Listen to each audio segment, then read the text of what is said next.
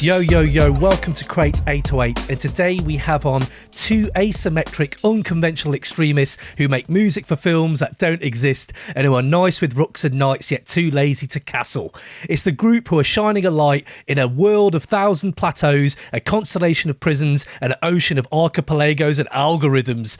They're the guys who rap about flannel and cat's eyes, bad pad thai, followed by shopping for cacti. Yes, they really did come in on a cyclone. We've got Billy Woods and Elucid, aka Armand Hammer, in the house. How are you guys doing, man? Yo, that was dope. Listen, that was dope. Tell you, no one. First thing I have to say is we don't get any intros like that in the Never. States. That was never. Yeah, no one's ever incorporated the lyrics into the intro in such a fly way. I love that. Now I feel there might be a slight bit of gassing going on, but I'm here for it. I'm actually here for it. It's fine. True, true. That was totally original. I was getting a jar of weed out, and once you were doing it, I decided to get a different jar. Because I got to adjust here. I see what we're dealing with. I got a different jar. I got an even jar out. Yeah. I love that. I love that, man. Boys, thank you for coming on, guys. I really, really appreciate you coming on. I know... first of all, you've been doing this thing for a minute, but I also know Haram has dropped. We are ready to talk about this album with you guys. Before we do, I need to ask you what I ask everyone who comes on this podcast. Guys, what's the least hip-hop thing you've done in the last 24 hours? Go for it. The least hip-hop thing. That's a good question. Shit. That is a good question. You can't use the weed because that's very hip-hop. Probably yoga. Nice. Okay. I know somebody probably out there is going to try to say that somehow yoga is hip hop, but I just don't. I know. We're like, hey, what about breakdancers? What about breakdancers? True. I can't really see it. I think the least hip hop thing I do, I use a pumice stone on my feet. Oh, nice. That's a first. Hashtag self-care. You feeling the difference now? You feeling the difference? I'm smooth, baby. Love it. Smooth, moisturized. Oh, man. Next we're going to start talking about foot massages. Let's not go down this road, guys. I love it. I love that, man. Well, man, let's just start where we want to start, man. Haram, how are you guys feeling? The album's been out for about a week now since we've been talking. How are you guys feeling about it? Man, amazing response. Like Nice. kind of overwhelming at times. Mm-hmm. I love to see people responding in this way and pulling out the jewels and actually relating to things. And I don't know, man, it's just been really awesome. It's really awesome. Very thankful and very grateful. That's cool. For the position that we're in right now. For sure. How about you, Billy, man? How's it feeling right now? Yeah, I echo everything that Elucid's saying. It's been really cool, especially because this process started so long ago. Before we actually started Shrines, it's really interesting to see the whole thing come to fruition. And for me, I guess in the bigger arc of things, seeing how all of these different threads that started lead into other things we started this before we did Shrines, which was all finished before Brass. And Brass came about through Elucid's connection with More Mother. And part of how that actually came to a head was us going on tour before COVID. And one of our last live shows was with her. And that's where it really went from being more solidified as something that could happen, because that's when she got on Shrines. After that exchange led to her appearing on Shrines, which led to her asking me about doing this Adult Swim thing, which led to, and seeing how all of those sorts of things play out. And here we are at something that started before all of those actions, finally seeing it coming to its final place. And so it's really cool on that level too. But yeah, anything that I do creatively, I always, I love to see people's reactions, and I love to get the feedback, whatever it is, after working that long. I feel like that's part of the reward. I was never somebody, And I respect people who are like that, but I always like to get, if I felt like I put in that much time and energy, I like to see it be perceived and for people to take it whichever way they take it. Right. I love that, man. It's a beautiful thing when you started just them little steps and then you start to get the fruits and the rewards. Are you those kind of guys that sit there, and you said there you like to see how people perceive them? Have you been illuminated yourself about this album? Has there's been someone said something where you think, yeah, actually I can see that? Or like, you know, have someone read something into it maybe? I think that kind of happens with a lot of records, and certain people say things sometimes in interviews. Sometimes I might read things on Twitter and like, I wasn't actually thinking that when I wrote this line, but I love how you interpreted that. And that can be true, you know? And I think the way we make our music and, you know, it lends itself to that sort of interpretation, you know, things having multiple meanings within a song or a title. And, you know, people listen and they feel it and they can apply it to themselves and draw parallels and comparisons, and it's real to them. So it's real. And I wasn't thinking that way, but it's real to you. And that's really magical for me to think about sometimes, how that works out. Yeah, that's deep, man. I love that. I was actually going to just jump on then. Like, I don't know how you guys feel about like explaining your art, because I can feel like it can kind of be like, I don't really feel the need to explain it, but I'd just love to pick your brains about like parts of this amazing record. But before I do, I mean, it's a bit of a departure for these guys. You're working now with a soul producer like Alchemist, a legendary one at that. I mean, first of all, how was it working with Al on this project? And were there like, did it push you in new ways? Were there any advantages or disadvantages that you saw to it as you were doing it? I guess I would say that it in a way, it acted as a catalyst, like I was saying, to all of these other things happening, even if not directly. Like, I'm not sure if we didn't do that, if Shrines would have come out to be the record that it was, you know, I don't know, because we were we had started working on this and then we shifted over into that. And some of the things that were coming were like, you know, like the Earl's production came partially about as all of us just chopping it up. Earl and Alchemist are, you know, like best buddies. They're always together. Earl helped produce one of the things on this. And the first song we recorded on Shrines was from his beat. So I think it sparked a lot of things as far as, and then of course, one of the beats, Giraffe Hunts, ends up on Brass with me and More Mother. So, but thinking about how it was, I thought it was very cool. You know, I got to hang out with him in person a little bit before COVID started, and easy person to work with. We have some shared history and are about the same age, you know, so it's a really good connection, and a person who I just enjoy his company. And yeah, it was not hard. I would say that the biggest thing for me was moving past expectations of what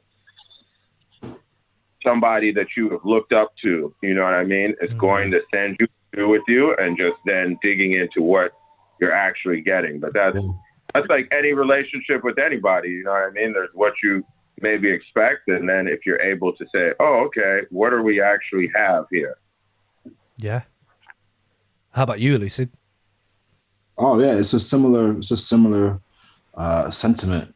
I mean, working with Al, of course, like, you know, it's I keep saying it's so weird, but it's true, man. It's like a teenage me, like fantasy. Honestly, like I've rapped over his beats before, just not authorized. You know what I mean? Just freestyling with friends, or it just constantly being a presence. He's produced like amazing records. I love the Queensbridge sound. His work with Prodigy, you know, knowing that he came up under or with Mobb Deep and DJ Muggs, Soul Assassins, like these, you know, he's been a part of many things that have been like foundational to my like hip hop upbringing, you know? So like getting that call or getting that thumbs up, that approval from him, it means like so much, you know? Yeah. Like being on a call and like Al just, you know, yo, I love what y'all do. That's mad. That meant like the world. Yeah. It meant everything. You know what I mean? It's just super gas and like, oh hell yeah. Let me just as soon as I hang up the phone, I'm writing. You know what I mean? Yeah. Can't wait to get to the studio and record this thing, you know? Just amazing, man. So yeah, it pushes in that way. You know, just getting that approval, that stamp of like, yo, I think that you guys are dope. It's just extra gas for me and just like allows me to like challenge myself and just, you know that I can't, I don't want to come with the same old. Yeah. And I think one of the first records that we did for this, maybe Woods, I think we settled this the other day, right? Like Stonefruit was one of the first 4 or 5 songs that we did, but it wasn't the first 2. We did some other songs. Squeegee was in there, and then something like that. I was mistaken before, and I thought it was 1 or 4. Right. It was 2 sessions, 2 songs. So right. Squeegee is the only intact song from the first session. Okay. Very first session, right? But Stonefruit came from the second session. And Stonefruit, when I mean, that's the closer of the record. Like that's the triumphant closer. And like that's the energy I'm talking about. You know what I'm saying? It was just like, yo, this is a brand new situation. Like, what are you gonna do with it? And Stonefruit came out of that. Squeegee came out of that, Yeah. So yeah, for me personally, it's just allowing myself. Those are the personal challenges. It's like working with someone like Al. Which is interesting because you sang on both of those joints out the gate. Yeah. I mean, I was definitely in that zone as well. I was doing other things. I'm working on a Small Bills record. Big up. So like thinking melodically. No, you had small, not to interrupt, and maybe I'm wrong, but had you started the Small Bills record in the beginning of? I had just signed the contract for the Small, and then I went out on tour. I had just signed the contract for the Small Bills thing, right? And I was just like, I know. In February of 2019. Yeah, we were in talks. Man. Okay. All right, go ahead. Yep. So, you, brother. Huh? Sorry to hold you, brother. So just thinking melodically about my approach to like these tracks, like that's the mindset that I was in. So yeah, it spilled over the Alchemist. He started sending those beats, and I don't know, maybe so it was conscious, but also unconscious. Like he was sending beats that I heard immediate melodies too, like Squeegee and Stonefruit. Immediate melodies is so strong to me, and yeah, I just followed that. Feeling. Man, big up on Small Bills. I mean, just so you guys have a bit of context, I'm a relative novice with your music. I think it's Paraffin where I really, really got into your music, and then and since then I've kind of been going back, and man, some of the work is just unreal, to be fair. But like Furtive Movements, by the way, when people say, "Oh, Haram is like the most accessible," I've heard that thrown around a lot in this last week. I don't know if I agree with everything like that, because I was like, Furtive Moments to me is probably the most accessible thing they've done as a 90s hip hop head, because it feels like it's from that world a lot more than this. But sorry, that's going on a side thing. I was going to say big up on Small Bills, because that's one of the ones I have been listening to, and it's interesting you were in that mode, bro, because when I'm on Small Bills, I'm hearing like footwork. It feels like there's some footwork music on there. It feels like funk and all. And I was like, these guys don't give a shit, man. Like, I don't know, Billy, you've been doing your thing as well, like for a minute on those, just going into different like worlds. But you guys have brought up Stonefruit, and I'm not a very hyperbolic person, but I've got to say this song, right? This is some transcendental shit, guys. Like, what was it? I don't want to lose control, but I can't crack my space to grow is one of the lines that just hit me upside the head, and I related in my own interpretation of that. I was wondering for yourself, when you were coming out in that zone, what does that mean for you? Like, if you could just explain that a little bit for me. I think it for me, it's centering love and relationships, and how those things are configured, and how things evolve, and how things move and shift, and responsibilities change and desires change. And, you can shut things down, or you can open things up and see more expansively about those things and add on. And that's really where I was coming from with Stonefruit, it's a real song. It's a personal song. And that's where I was going. I don't want to get too specific, but no, absolutely. Yeah, love and its many multiplicities. I love that. I was going to say, just on your singing and yours as well, Billy. Like there are tracks on here where you both of you are going for that. I was going to shout, like, I know everyone talks about the lyrics, and the lyrics are incredible. I know people talk about the soundscapes, and of course they're incredible. But can I just give a props to your voices? Because I'm sorry, man. Like there's Woods was stretching out. Woods was definitely showing out on the vocals on this record, man. I loved it. I loved it. On Stonefruit, I know, Elucid, you're doing your thing, but also, you know, I was going to say on like stuff like, oh God, I'm so bad with these names, but like God's Feet, like stuff like that, where you're singing as well. Man, I just wanted to give you a props on that as well. I was actually going to say something to you about like, now you've been working with Al and you have this, maybe a different light has been shown on your work a little bit. Do you feel like that could be a thing now that you've had Alchemist on board and he's a fan? Can I boil that question down to, would you work with Alchemist again? Because that's the easiest question to answer. Oh, well, yeah, I didn't mean, yeah, but yeah. Of course. I don't know if there was enough level to that. I don't want to sell you short. But if that's the question, yeah, it's... Oh, yeah, I was actually going to go... No, I was actually more thinking, like, lessons that you may have learned and, like, things that you may have like, got from this relationship. But, yeah, maybe I just worded it really badly. But, yeah. I guess so. For me, one of the most interesting things to see was how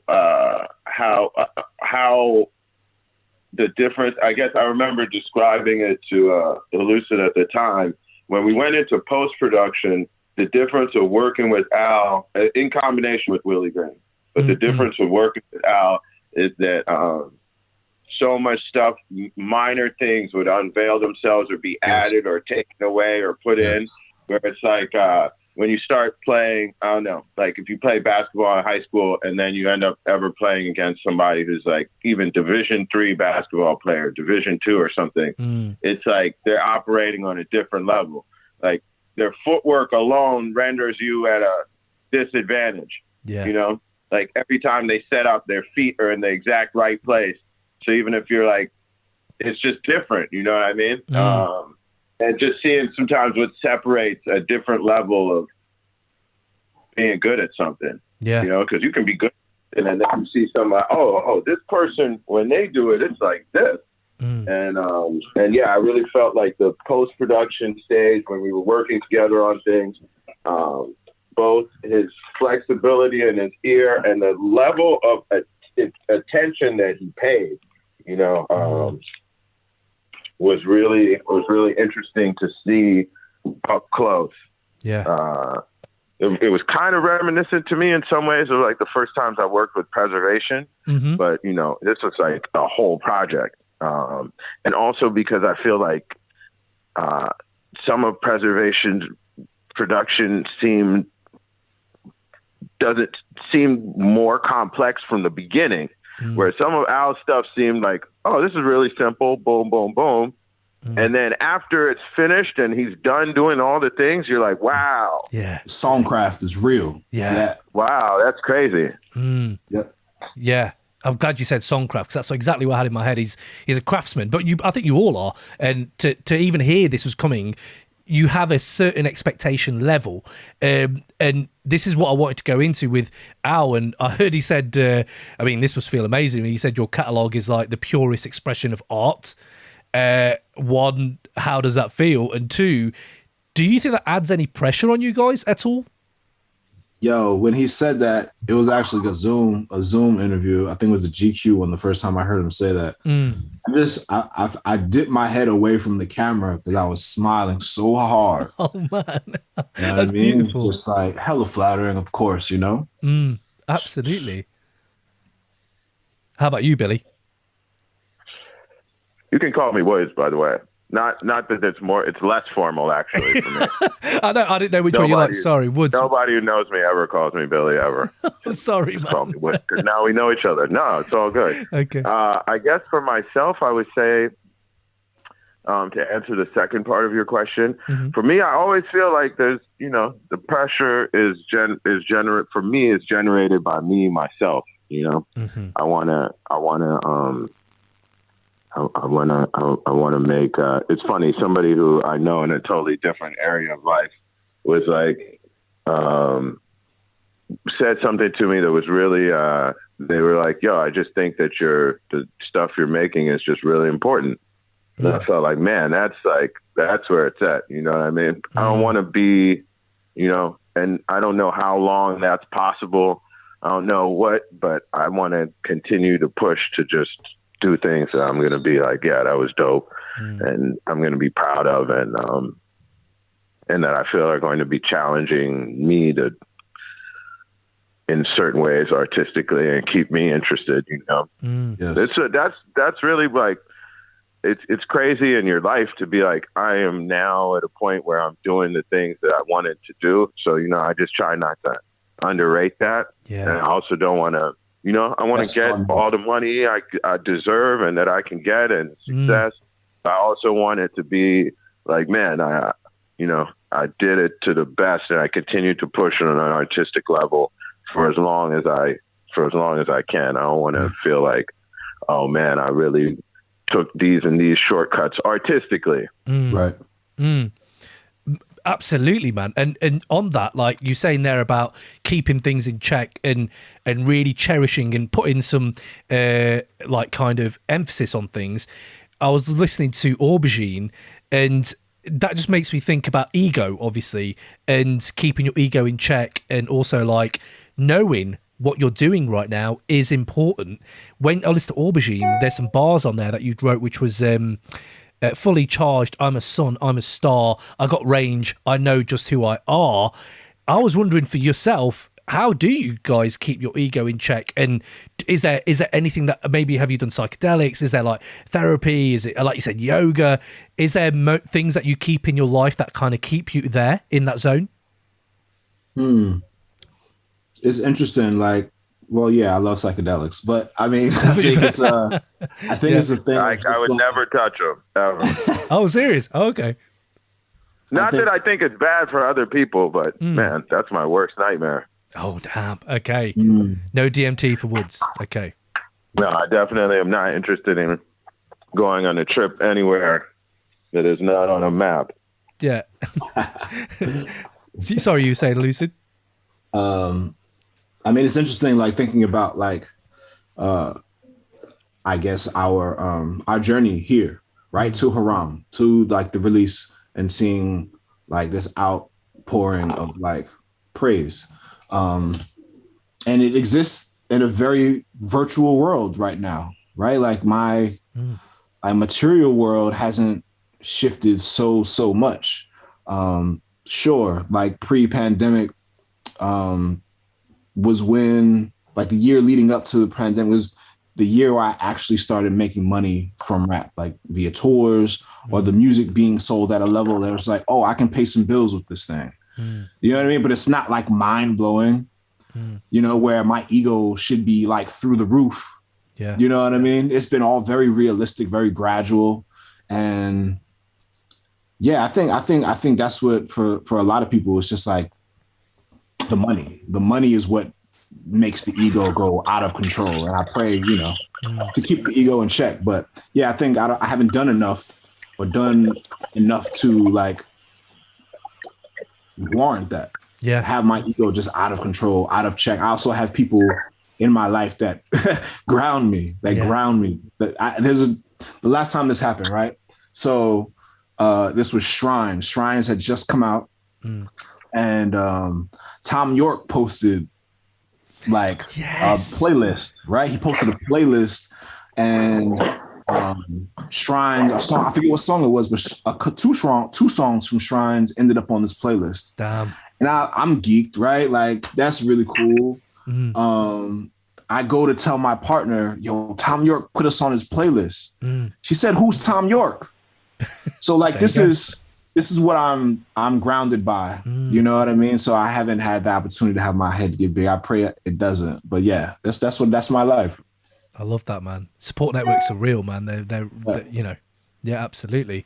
I was actually going to just jump into a little bit before I jump into some of the other tracks, was your style or like just the way you guys attack the mic, and also just your lyrics. There's not one waste. Well, for me, there's no waste. It's you just cut back and you get straight to it in poetry and almost spoken word at times, singing, rapping, all of that. One of the things I was actually thinking, I don't know if this actually relates to you guys at all, but tell me if you feel like there's something in this. But when you guys are kind of telling us your stories and your messages, they're coming out in these kind of scattered, fragmented little bites. And I can't help but think, in the world I live in today, there's so much fracturedness of like memory. I can't remember half the things I've looked at that day, the next day. Masses of information we're getting, right? And the way you guys are relaying them makes me feel like, oh, that's sometimes how I feel when I'm on social networks. Or sometimes makes me feel like, I don't know if you watch a lot of Adam Curtis's documentaries, but Adam Curtis as a documentary filmmaker also has that weird snippety, but information is given to you and it takes a while for it to really seep in. Is there anything in that, or am I just reading completely left field out of that? I think we mirror society in some ways. I don't think that I maybe do it consciously. I mean, my brain works that way as well sometimes, you know?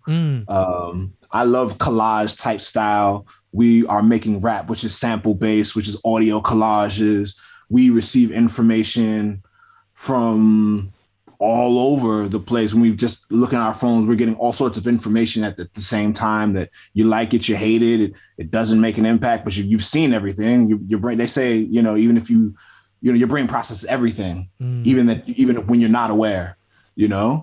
But yeah, Armand Hammer music, I definitely think kind of resembles this information flow and sometimes overload. And for me, I'm not sure about Woods. I can't speak for Woods, but I know for me and my style, it definitely represents that. But yeah, it's also just sometimes consciously just using it as a tool, and just looking at a whole picture and then just describing a few things from there, and, you know, trying to make something greater than the sum of its parts, you know? Yeah. Yeah. What were you saying, Woods? Yeah, I mean, I think that those things are all true. I think that there's a certain level on which it's unavoidable, given the style of the rappers, and that there are two of us, that there is going to be some aspect of that, regardless to what. To me, I do feel like there's a little more direct storytelling on this album than other albums. True. But at the same time, we also have some of the shortest songs on this record. And we both have our styles, which lends that to,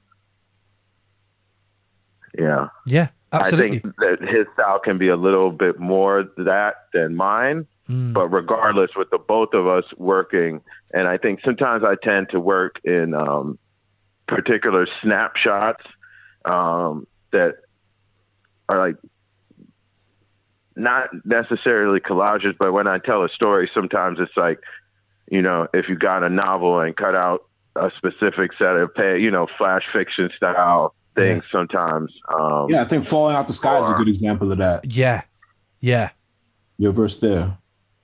Maybe even I mean, that is definitely well, Squeegee to me is more of like, Squeegee to me is more of a story. Yes, and Falling Out the Sky. Sorry, I was thinking Scaffolds. Falling Out the Sky and Squeegee definitely fall into that for me, where it's like there's obviously a story before and after you encounter this moment, but my verse is almost completely, or is just completely contained in that moment. There's no additional information or anything else involved. But then by virtue of the fact of working together, a lot of times, if we looked at a song like Scaffolds, love that song. There's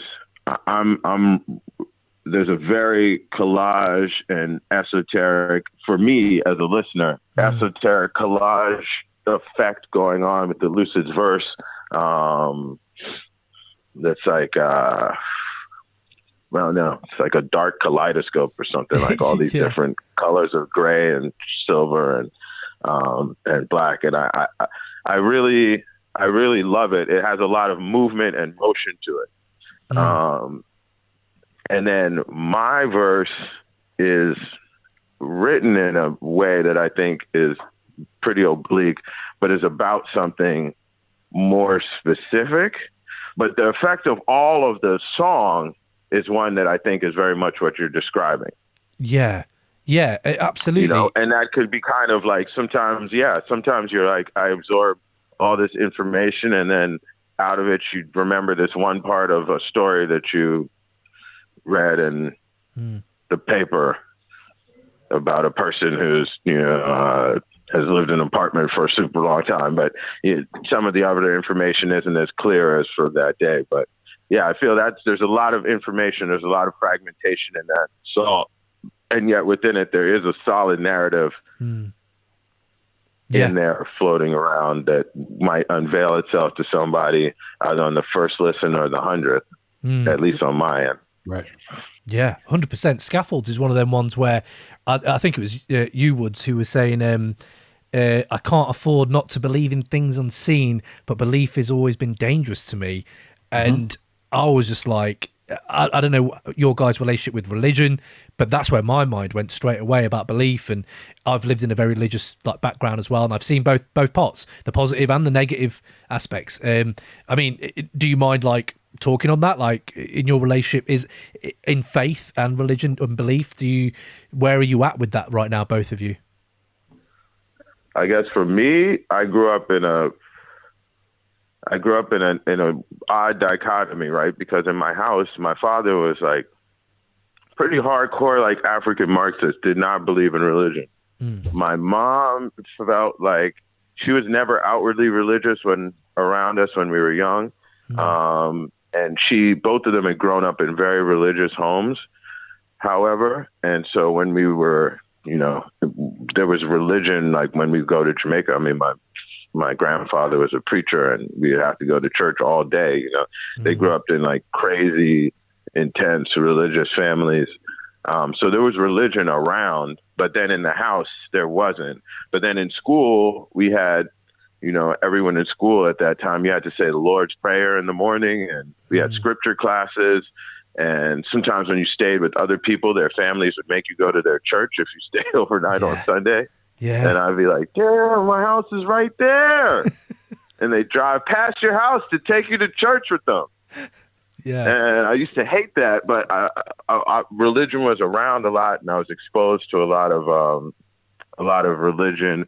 And then later on, my sibling became quite religious. But at the same time, I was raised in a pretty irreligious atmosphere, and I never became a believer. Right. Okay. How about yourself, Elucid? Pardon me. Where did I go? What happened? Sorry. Sorry. We were just talking about. He's asking about religion and the role.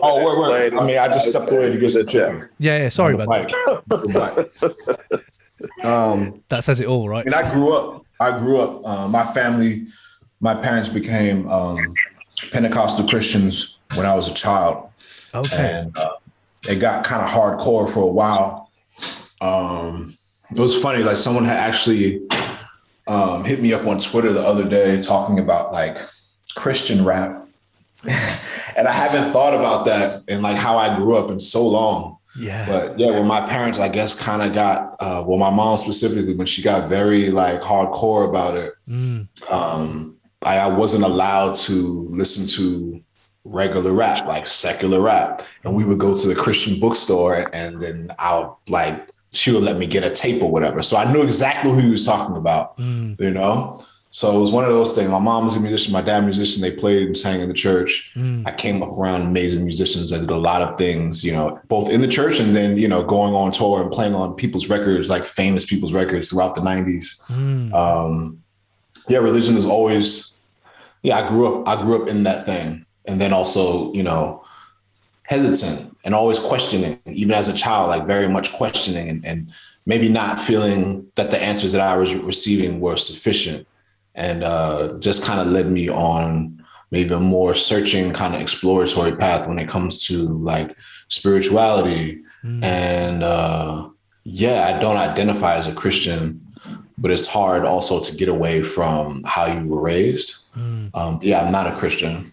Oh, I see. But yeah, I've seen, you know, the benefits and also the horrors within that system, which exist in many other systems of like organized religion or groups of spirituality, or people that even seek to escape those things and create their own things, but also mirror or duplicate the harms done in those spaces that they escape from.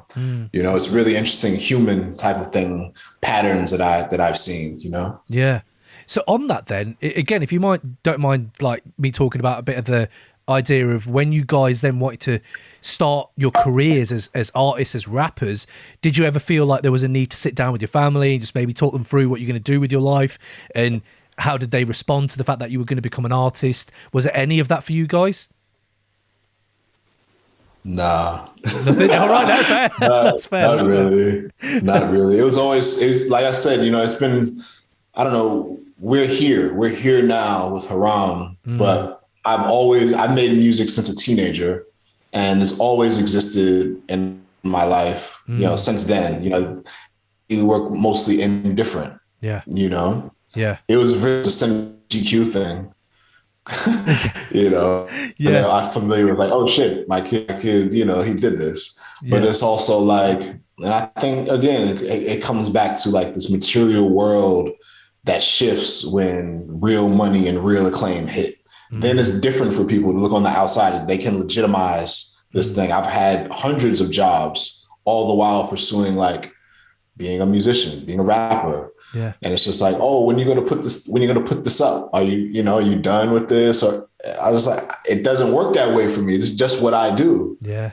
And I don't think people understand that until, you know, you buy them a house, you buy them a car, and then it becomes real. Then it becomes real to them, you know? Yeah. Yeah. 100%. So, yeah. Woods, did you have anything to add on that or? No, I think that's good. Okay, sweet. I was going to just go back to the album then. I mean, Stonefruit we talked about. I just need to shout out yourself as well, Woods, on that verse that you bring on that, because for me, it's just some of the most emotive work I've just heard, especially in hip-hop.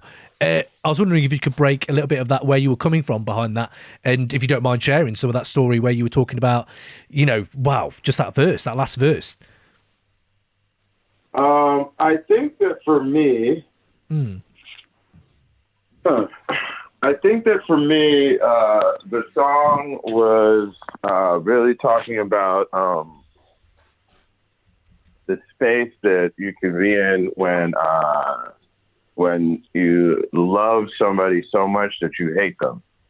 You know, like there's situations where you know, you're which obviously is a space lots of people find themselves in life, and can drive them to crazy, to doing wild things, you know, and sometimes, or just great inner turmoil, where,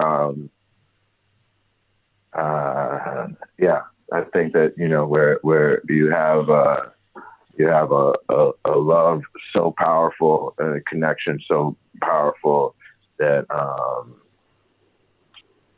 the flip side of that, it can be a really intense hatred. I feel you, bro. Like I know kind of what you mean with that, and it's weird how, like, you know, after a few years of looking back at how you may have acted in those situations, like sometimes there's a lot of shame and regret, and how love or your support network, whatever that is, as you decipher love, can really help you deal with those feelings sometimes.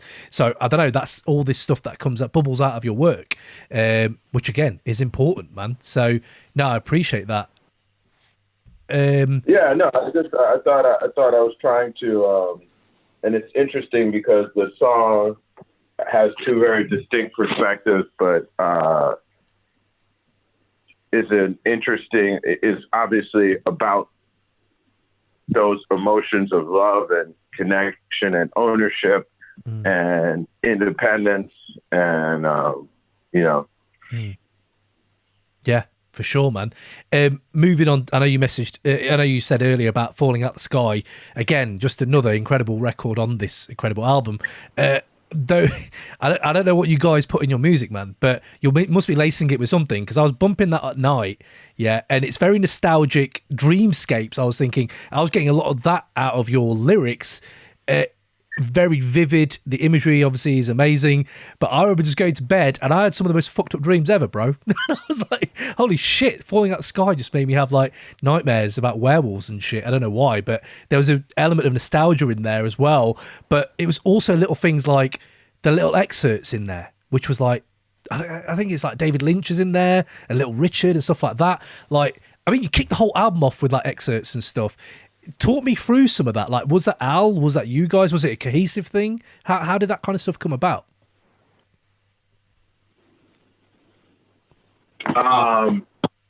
Didn't Earl do one of those? Like, he co-produced the record, right? Okay. Hold on. Well, hold on. I'm sorry. I had to answer an email quickly. What exactly were you asking? Who's responsible for the like samples and transitionary moments? It mainly on Falling Out the Sky, but then I thought as a bigger project, the themes in this project, was it stuff like yourself, or was it other guys, or was it all of you together that were putting those little excerpts and threading a kind of a theme through the album? Falling Out the Sky was specifically Alchemist and me. Mm-hmm. Not that I want to keep throwing his name around before they do a DMCA, but the director you mentioned was the one I provided, and the other one was done by Al. Mm. And then in terms of the album as a whole, it was a collective effort. You know, Al definitely put everything in the right places and made everything sound right, and had a whole bunch of things that he came with. But everybody had little things that they added. Elucid had the motorbikes at the beginning of Wishing Bad are my favorite. I love those, you know? Yeah. And the transition from Pepper Tree with the hammering and everything. Or before, is that Into Pepper Tree? Yeah, I believe it's Into Pepper Tree. You know, from Sir Benny Miles into Roaches Don't Fly. Yeah. A lot of the transitions. And then some of the weirder movie things were things that I picked up, and then Al had his hands in all types of weird things, some of which were already on the records when we got them. Aubergine being a good example. Okay. Did you guys like find any themes afterwards that you may have not been going for? I don't know, because it feels like a very cohesive thing. But for you guys, was there any surprises where you're like, damn, that actually really works really well? Always. There's always something where you're like, wow, after listening to it, you could hear things that you didn't even realize about the other person's verse, or about what you're doing, or things that you did that reflect a situation that didn't fully unveil itself until after the music came out. I love that, man. I love that. That's great. I was going to just jump into Black Sunlight as well. Again, and just so you could, some of this stuff is so deep. It's like a fucking ocean, man. Like, you could be here for 10 years, like peeling these layers. And I love it. And I think that's why we love your music generally. But I was listening to Black Sunlight, and it just made me think. I think you talk about iridescent blackness being performative or praxis. And I just thought of how you guys are kind of feeling about this time in this life, especially the Western world, where there's a supposed sea of change, a supposed like new like thinking amongst young people and our age as well, and older. Has there been other conversations you've had nowadays that are maybe just different that you wouldn't have had if it wasn't for 2020 around your support network and your friends and yourselves? Or do you think it might not be as clear and vivid as people are making it out to be? I think we kind of swing on a pendulum. What you're saying is probably accurate. Like, I've watched like so-called like fringe ideas, practices, language be totally centered like right now in 2021. The ways that people, like, weed just got legalized in New York, which is cool. You know what I mean? Like, the idea that someone ran for president in this country and was talking about universal, what was that? Universal income or guaranteed income for people, you know.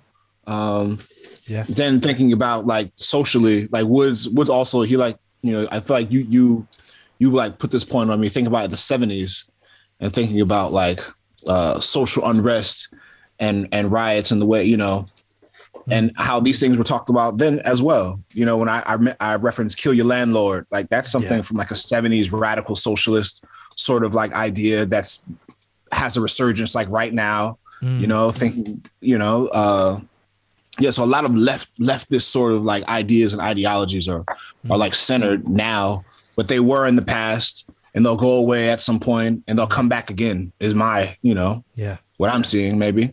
Yeah. And of course, I mean, the things change, but the uniforms change, but it's the same niggas. The same ideas, you know? So it's like, although there's always evolution in how the ideas present themselves and so forth, but the right wing ideas, they're the same. They've been the same for 100 years. Yeah. You know? Yeah, 100%. It's just nice to hear that in art. Like, you know, when you're listening to this and you're like, damn, that reflects how I feel. Because sometimes it's people just miss that complete point, and it's like a cyclical nature to life, I suppose. I was just going to jump in on you guys as a group as well. Oh, is that your little one? Oh, sorry. It's fine. That's all good. It's snack time. If they want to jump on, if they want to jump on, bring them on, man. You want to say what's up? But you say what's up? Oh, he's shy. Hello. Oh, bless. Oh, man, that's beautiful. I was going to say, for you guys as a group who have come around in the last 10 years or even more maybe of work, for you guys, how have you had time to reflect on the work you've done, or are you kind of driving forward? I think I'm always kind of like on to the next one. And I'm trying to learn to like sit back and like appreciate things, but also like being, you know, we're doing these interviews, and you know, we had this question before, and Woods, you know, he said something talking about like, you know, we made this record, but it's like, what's next, right? Like, what's always what's next, but it's just like you never want to go ahead and do the record the same way. So, you know, listen to that record and like, what can be different? What can challenge me for this next one? Using the last record as a springboard into that sort of a thought, you know? Yeah. But yeah, I'm definitely on to the next one. I'm thinking about the solo album right now. Damn. Also, I thought about the other day how it's just like thinking about like someone mentioned like world building and thinking about like Armand Hammer, like discography, right? And it'd be like, think about the cast of characters and I guess this world citizens. I think it's pretty cool how we have a recurring cast of characters, new characters always introduced, but like, you know, we have people that show up on different records, and whether Armand Hammer or even myself, like thinking about like Kayana, especially like brought her in for the Small Bills, and here she is on Armand Hammer joint. He'll probably be on my solo record. You know, Fielded shows up, Curly Castro, like, you know, there's different citizens that continue to like show up in this world. And I dig that. Yeah, I love that too. Did you have anything on that, Woods? I think that I mean, I agree with everything that he said. Yeah, I'm always thinking about what's next. I think that because of the nature of running the record label and being involved on that level, a lot of times I'm also then thinking about what do we have to do. Right now, I haven't really gotten too deep into thinking what's next for me creatively. Okay.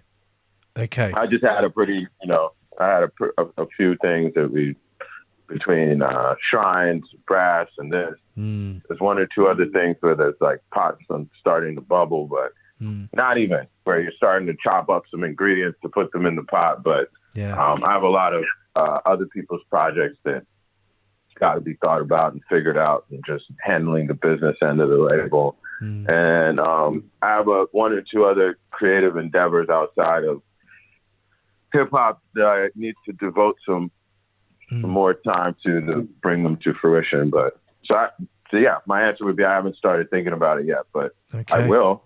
Yeah, love that. Would you guys say thinking about Elucid's album too. For sure. For sure. Think about that. I'm thinking about what's coming next for, if Fielder does another record with us.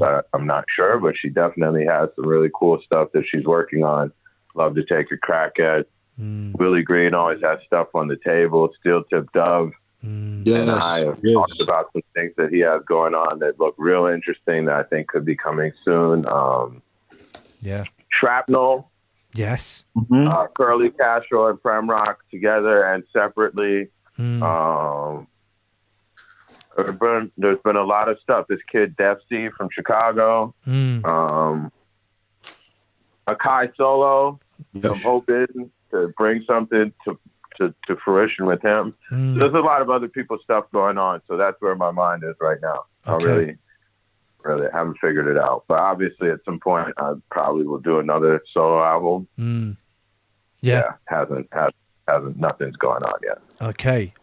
You talk about Castro there, man. Big up Curly Castro. That puffy line alone was so serious. It got to the heart of all of us, man. I was like, damn, that guy came to play. So yeah, very timely. Very timely. People appreciated that one. Yeah, absolutely, man. Would you guys say? I like the Icarus line a lot, but I'm a sucker for Greek mythology. Boom, boom. You're loving them car projects, yeah? Those Greek car projects. I'm there for those. Yo. Just interrupting this episode to give you a quick update on our plans for 2021. But before I do, just remember to subscribe on YouTube and like this video. Also, get involved in the comments. We always have some dope takes on there. So shout out to people that are getting involved. We love reading them. And hopefully some more of you guys can get on there and we'll shout you out on the episodes coming up. Now, on to 2021. We here at Crate 808 are setting up a Patreon where for the price of a pint or a coffee every month, we'll be bringing you even more dope hip-hop episodes.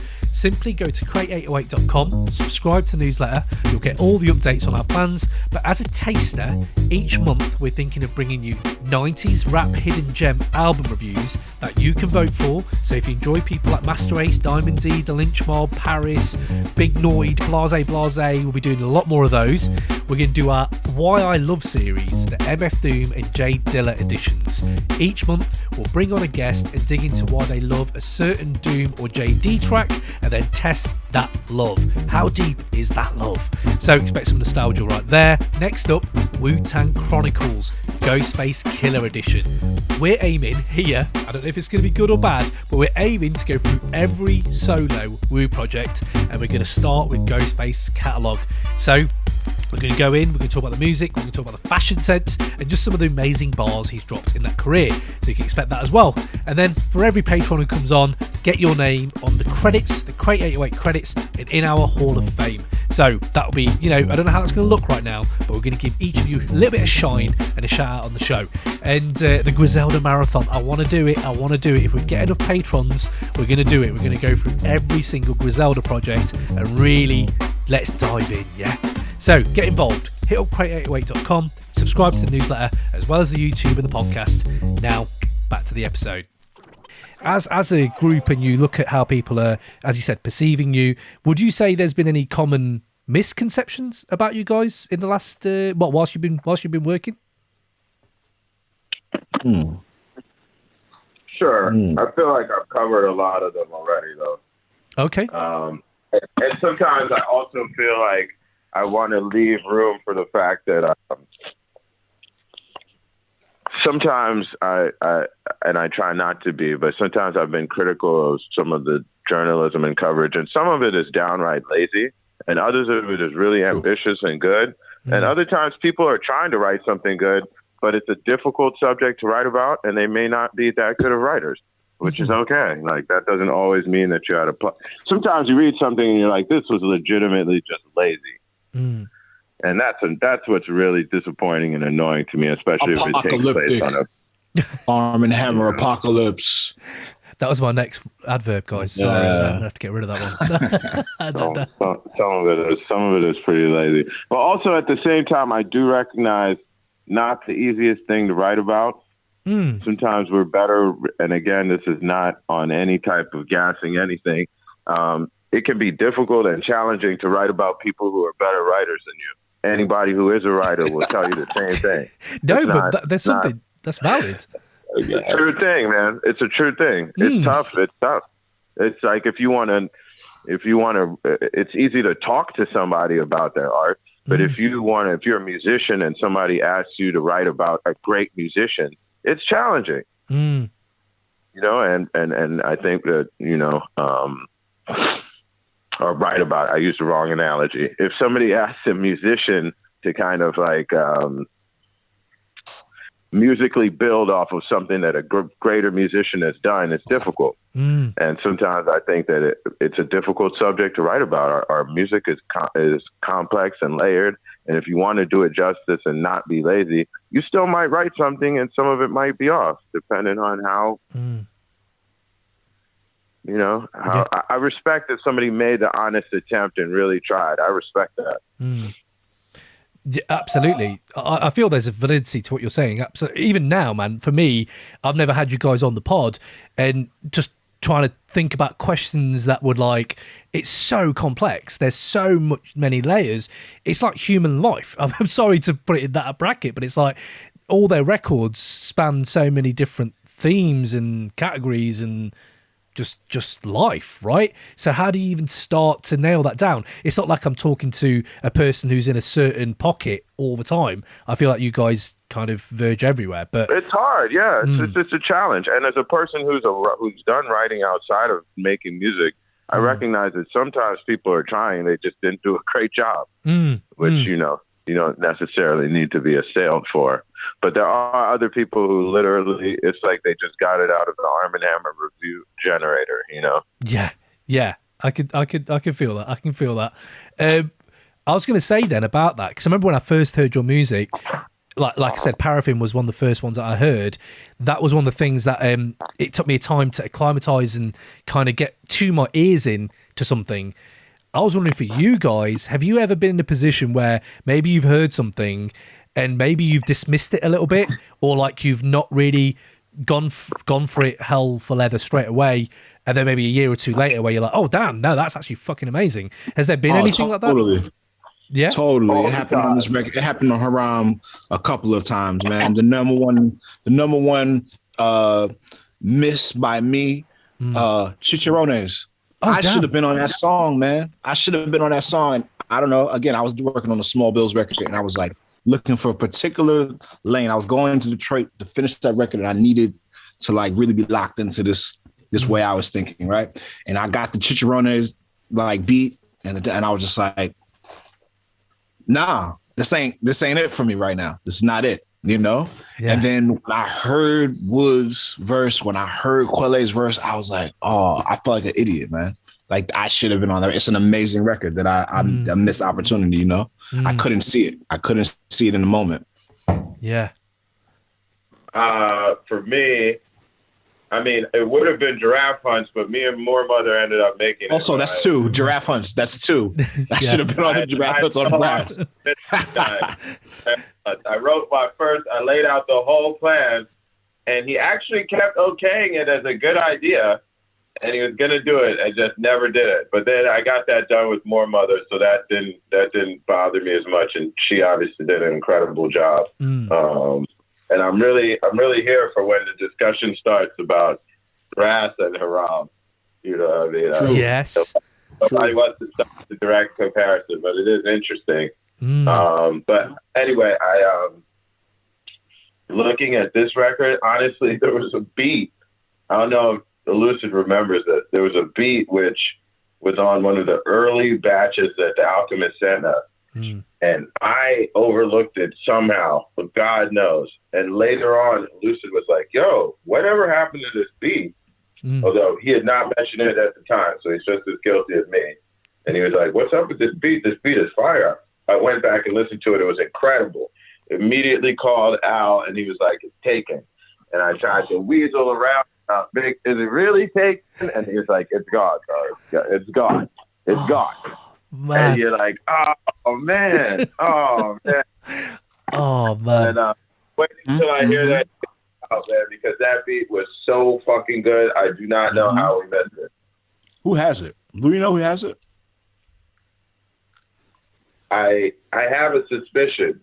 I have a suspicion, but I don't know. I don't know exactly.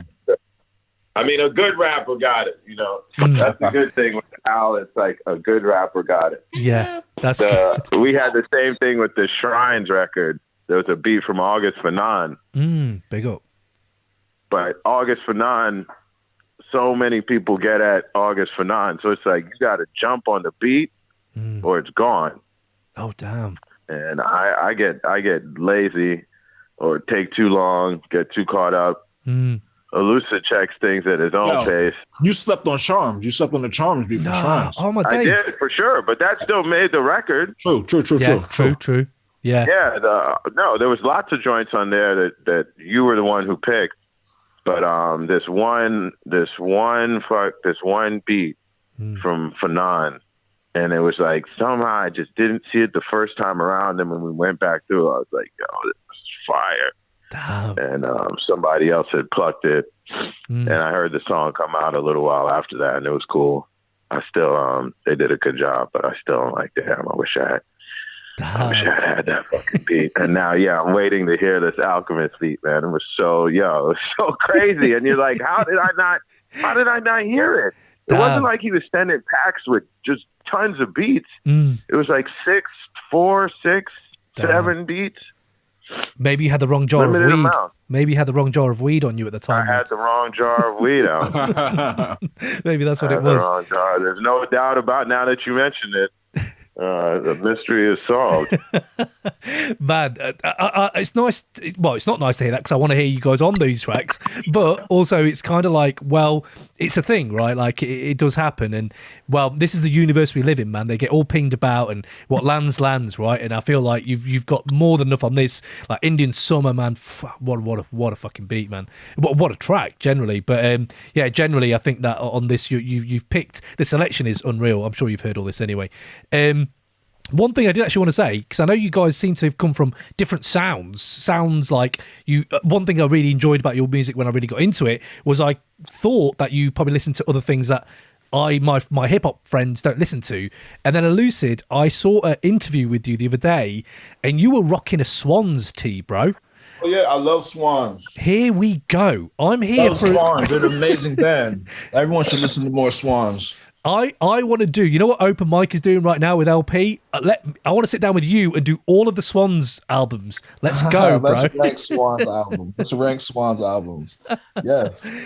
I was just, I mean, but I guess a lot of people, rappers or people who love hip hop, can't really see the connection. But for me, it's a mood. It's a heaviness that translates to me like immediately. There's an intensity that's there, the repetition is all in there. It's like the bass tones that they use. It's all like I feel all the same things. And I guess, sometimes maybe you need to see things live for it to make sense. But once I did, I connected the dots and I was hooked. But I saw them live. Last time I saw them live, I just looked to my right, and I've never seen so many 50-year-old white men pinned to a wall through sheer sound. And it was like pure sound. Yes. It's just like a crowd of white blokes just like pinned to the wall. It's fucking great. But I don't know, Woods, if you're into Swans or not, but man, I'd be here for you. I do not know their music, but Elucid is a tireless supporter, so I probably should. Oh man, I love that, man. And so is your man who did the Washington Post interview, Zach. Yep. He's a big supporter, and he has really eclectic, interesting music interests. Me amongst them. He was definitely interviewed me way back when nobody even cared. So I should check it out. Okay. Yeah, I'd like to hear your thoughts, man, for sure. But yeah, man, I don't want to take up too much more of your time. I know you guys have been busy, you've been stacked. But really, I just wanted to ask about UK vibes, man. We're a UK podcast, so I just wanted to hear, like, your thoughts on the UK. Are you coming? I know it's too early to maybe say with the way the world is, but are you looking to maybe come back to the UK at any point? Tour? Can't wait. Can't wait. Got shown so much love. Shout out Euphonic Rhythms and Ricardo over there who brought us over there. That was in May though. He brought me over there twice. One with Nostrum Grocers, another time with Armand. Yeah, shout out to Euphonic Rhythms. Yeah, Boom. yeah. Boom. What do you miss about England, guys? If there's anything at all. Vinegar on my fish. Yeah, it was so dope. It was so dope just to be out there and just like connect with people who, you know, obviously don't live in my city, across the pond. Like, it was fly. It was fly, man. Wicked. I know you guys like, well, especially you, Woods. You do drop a lot of sports references. Do you ever want to go to a match when you guys come over? A football match? No. Outside. They're both like, not really. Being outside for that long is a mixed blessing. But I would go, and I'll tell you the circumstances under which I would go. Let's go. With my, I have a lot of relatives and Zimbabwean friends that I grew up with who are out there, and so I was to go and fuck with them, with Gwinyai and them. You know, I would get down with whatever. It would be cool. Boom. It would be cool. Love that. How about you, Elise? Not the first thing that I would think of doing, but I would do it. I would do it. What would be the first thing, just out of interest? Oh, man. Well, I like walking around, period. And so walking around interesting cities that I'm not from is cool. I like that. I like London. Aesthetically, it's interesting to look at. Food, always. There we go. Food. Finding places to eat, man. I have to say, a standout while I was there was as far as on the highway system maybe it was in Scotland. This is in Scotland, yeah. Oh, okay. The food situation was absolutely incredible. Damn. Yeah, it's not a restaurant. In terms of just like at the rest stops, they had some sort of like farm to table rest stop food situation. It was like restaurant quality as opposed to here where you're just looking at a range of fast food restaurants to get in a line for. That was fun. But yeah, I would go out and eat some good food for sure. There's really good Indian food in England. Yes, Caribbean food is a bit different. Yes. In British restaurants, there's foods that I grew up with that I don't get here. So like shepherd's pie, kind of a hard ask over here. And I am always down to eat shepherd's pie. Did I say Indian food? You did say Indian food. You can say it twice. It was absolutely delicious. Yeah. My sister, my wife is making me some right now, actually. So yes, I'm in. I was just going to say, I never thought when I started this conversation, and I never thought we'd talk about shepherd's pie. It's fucking great. What a way to cap it off, man. Brilliant. But guys, thank you again. And you know what? Congratulations, man, because I know you guys have been around for a minute and you've been working hard. And it's just nice to see you guys getting as much love as you're getting right now. You're all over my timelines, man. So it's a beautiful thing. So congratulations.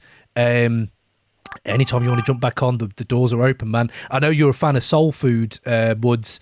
Is it Woods? Yeah, Woods, you're a fan of Soul Food, right? The album Soul Food? Yes. Unfortunately, I'm going to have to leave right now. Oh, go. No worries, man. Sorry. Are you about to talk about Soul Food, the album? I'm just saying, anytime you want to come back on and we talk about Soul Food, man, I'm here for that. So bring me on for an episode just about talking about that record. I'm ready. Just let me know when. I gotta go. Let's do it. Go for it, man. Shoot. Man. Peace. Appreciate you. Elucid, thank you very much and good luck. And yeah, I'll speak to you soon. All right, now. Wicked. Take it easy. Thank you, bro. Please enjoy dinner. I'm gonna. Yes. All right, now. Thank you, bro. Peace.